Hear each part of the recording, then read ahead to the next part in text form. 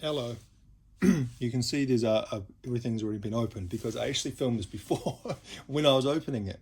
But I'm going to restart, and I'm not going to pretend that it hasn't been opened. So I I bought a CD off one of the Facebook trading groups, CD trading groups that I'm part of here in New Zealand, which recently been pretty good. As in, there's been a lot of good stuff being posted.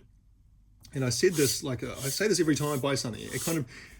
It's almost the most surefire way of finding good things nowadays.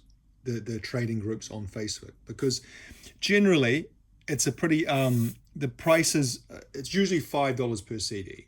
Most people are selling them for sometimes a little bit more and sometimes a little bit less, but the thing is the stock is a lot more curated, as in people aren't just selling any old shit, and you can find a lot of good stuff. The only issue is that you have to kind of be in quick. Even though, you know, collecting CDs is obviously not a super common or popular hobby, but it seems to be growing. And also, just in that group, obviously, it's a self-selected group of people who are collecting. And so, if you're not kind of online when something gets posted, and say you come across the post 2 hours later or something like that, there's a good chance that the thing that you wanted will be gone. That's not always the case, but often. And that was the case with me. I actually wanted two CDs. It was this one, and the other one was a Radiohead live album, You Might Be Wrong, which came out in about 2003. I used to actually own it about 20 years ago, but I don't anymore. So I wanted to pick that up as well, but that had already been taken, so I just settled for taking the one. This was $5. If you can't see what it is Linkin Park's remix album, Reanimation. And that's what it is. It's basically a remix album. This came out in 2002. So Hybrid Theory came out, I believe, in 2001. And when that album came out, I bought that. I think I was like a first day buyer of that. I think, like, I remember the first single I heard of that was One Step Closer. And I was right at the time in the age of, like I've said before, I liked new metal. I was a huge fan of Korn, and I quite liked Limp Bizkit as well.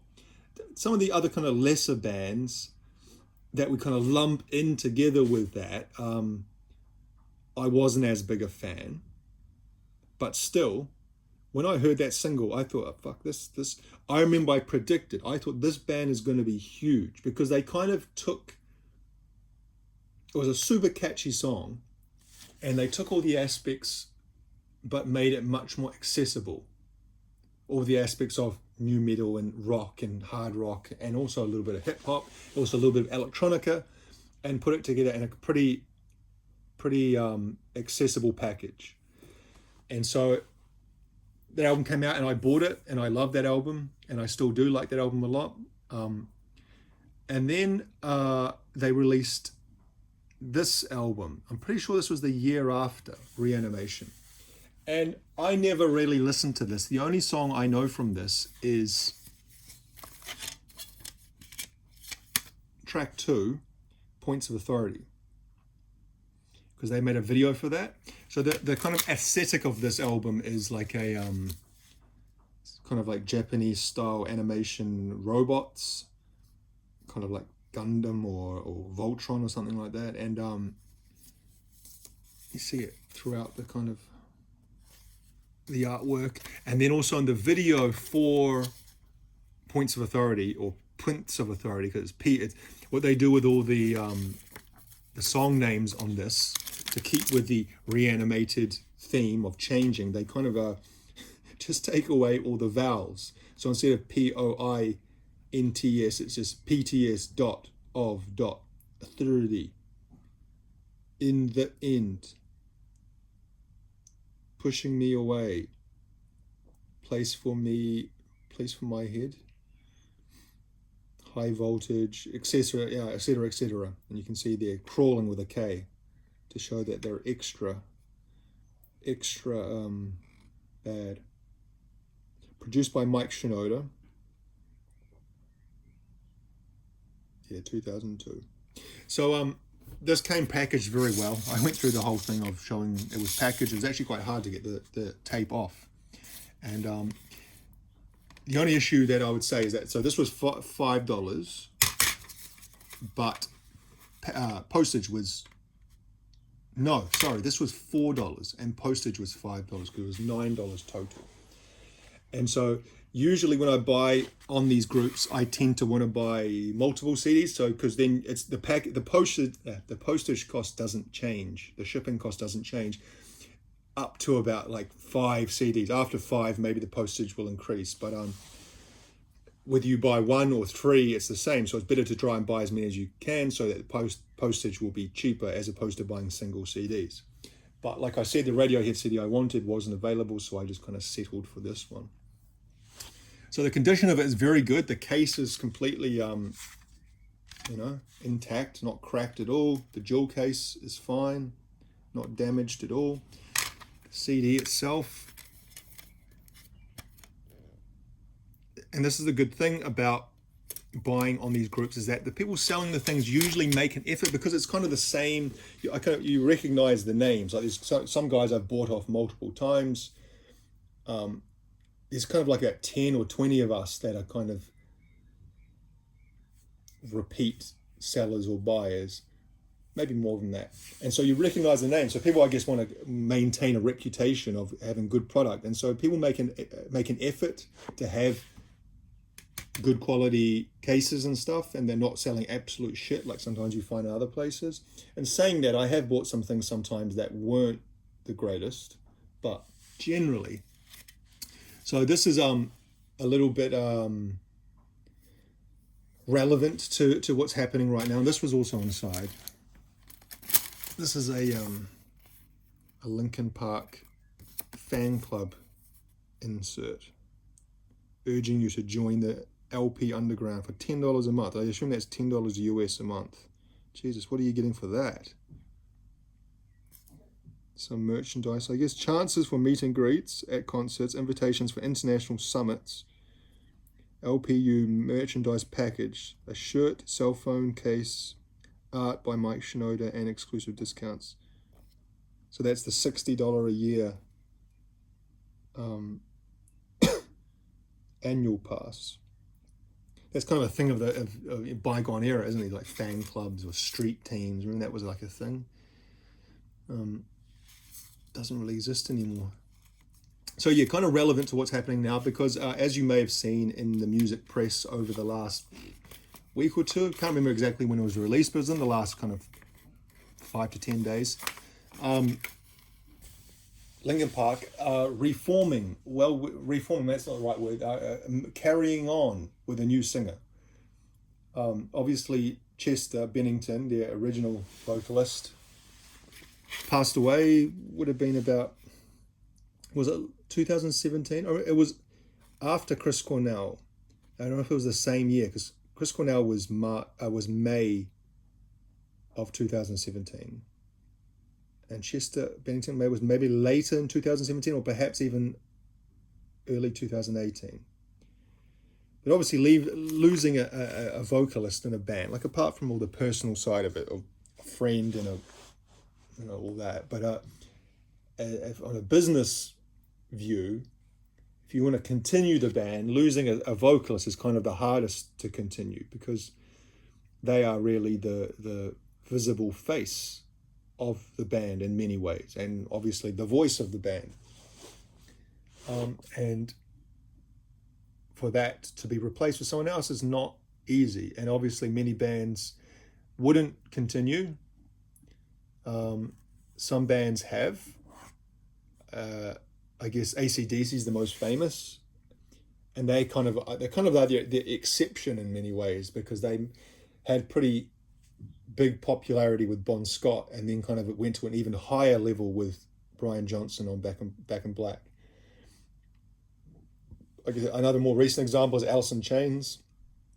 After Lane Staley died, about 10 years I think passed, and they got, what's that guy's name, Will Duvall, and they've kind of maintained a pretty as much as music has changed and music sales have changed, I think they've maintained a pretty decent level of popularity. I see they are on some pretty decent tours. Some of the stuff they've released, the 3 albums, I've liked parts of it. Haven't liked all of it, but I've liked parts of it. The thing with Alice in Chains is that Jerry Cantrell was as big a part of the band as Lane Staley was, really. As much as Lane Staley's vocals were so recognizable and unique, it was really the combination of the harmony between Jerry and Lane that made the signature sound. And Jerry Cantrell was the main songwriter of the band as well. So maybe not as big of a hurdle to overcome as one might imagine. So Linkin Park have decided to go with a female vocalist. Her name's like Emma or Emily something. I don't know where she's from or what. Like I said, I've never really stayed up with what's happening in Linkin Park beyond Hybrid Theory 23 years ago. And I think some people are... Well, I don't know the exact reaction, what it was, but that's kind of been overshadowed now, is that it's come out that she was or is a member of the Church of Scientology, and she was a supporter of that guy, Danny Masterson, the guy who was from that 70s show, who was whatever. He was convicted of crimes, shall we say. And there's a whole bunch of stuff around that, like of harassment and of the church. That church does weird things like harassing people who want to leave or harassing people who speak out against, whistleblowers. And I don't know how involved in the church she is. In some ways, I think, well, who cares? In other ways, I can understand. I don't know the full story, so I guess I can't really comment too much on it, but it seems some people are pretty upset about it. I just saw a headline today that apparently Chester Bennington's son is upset about it and feels that Mike Shinoda has desecrated his father's memory by hiring someone who's not a good person.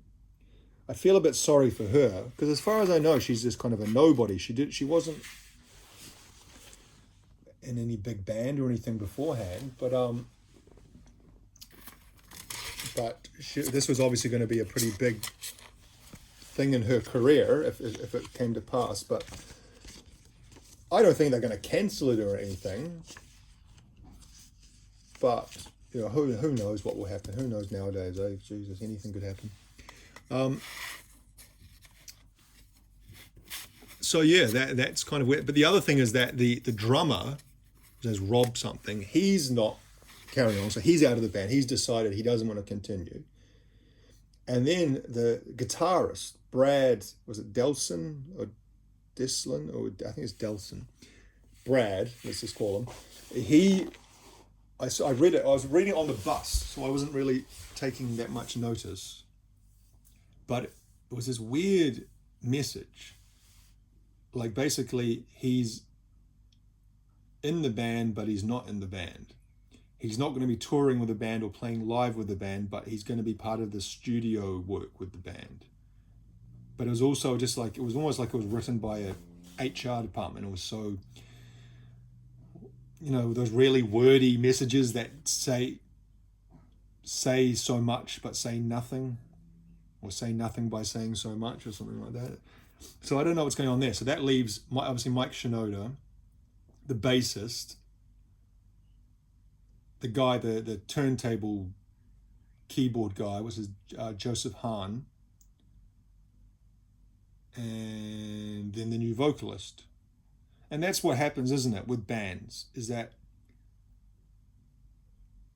it starts kind of falling apart. Once one person leaves, it's very rare that they can keep it just to the one person, obviously. Anyway, so when I say I've wanted this for a long time, it hasn't been like on the list of things I really want, but it's something I've kind of been on the lookout for, and thought that if I ever see it for a decent price, I would buy it. I'm not really big on remix albums, but I really like their version of Points of Authority. And to see some of the names here, I went through this before in the previous video where I had to delete.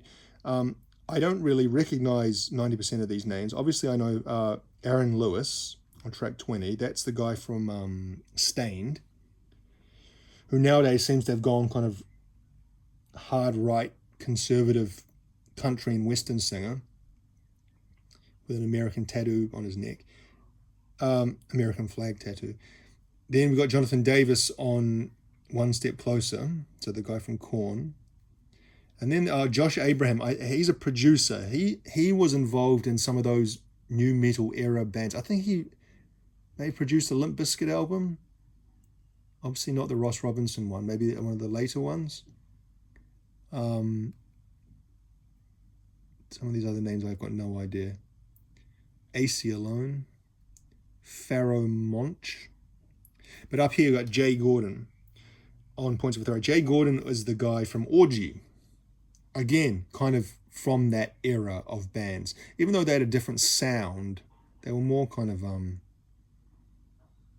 like a metal Duran Duran. But I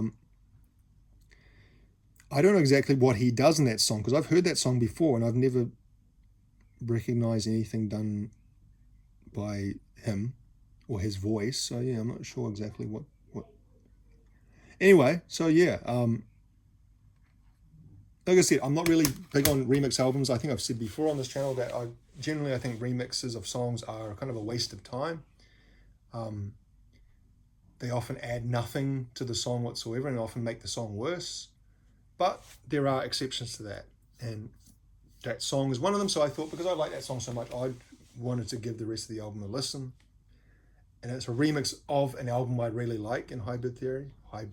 So yeah.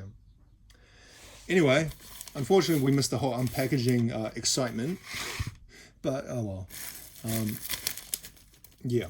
So that's that. I said at the beginning of the previous video that I had to delete that I'm kind of going through a period right now of buying. Like in the last week, I've probably bought about 10 or 12 CDs. Whereas about the 3 months preceding this, I almost bought nothing. I went through a real dry period where I just kind of wasn't into it. No, it wasn't. It's not that I wasn't into it. It was just that sometimes you get disheartened going around places and just finding so little, and you just can't be bothered.